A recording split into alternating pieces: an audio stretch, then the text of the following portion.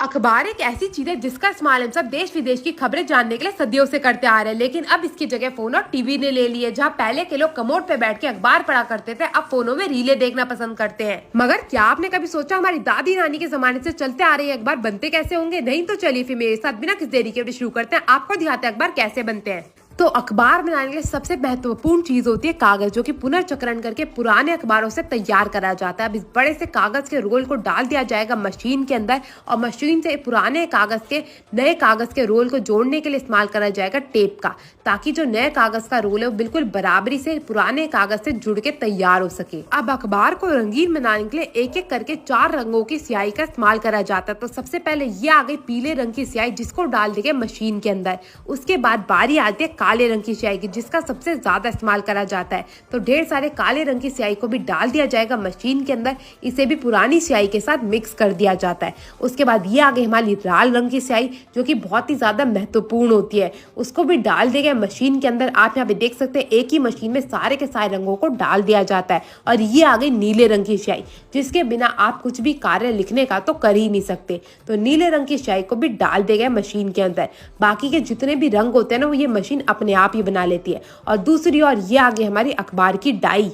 अब इस डाई में सबसे पहले करे जाते हैं छेद। आप इस डाई को देख सकते हैं, एक डाई में जो है 4 अखबार के कागज मौजूद होते हैं। आगे पीछे हर तरीके से कागज को बनाने के लिए इसी डाई का इस्तेमाल करा जाता है। अखबार बिना डाई के तो आज के जमाने में तैयार ही नहीं हो सकता। इन डाइयों को भी तैयार करा जाता है मशीनों द्वारा। जिस जो अखबार में जो छापना होगा उस की डाई तैयार करी जाएगी।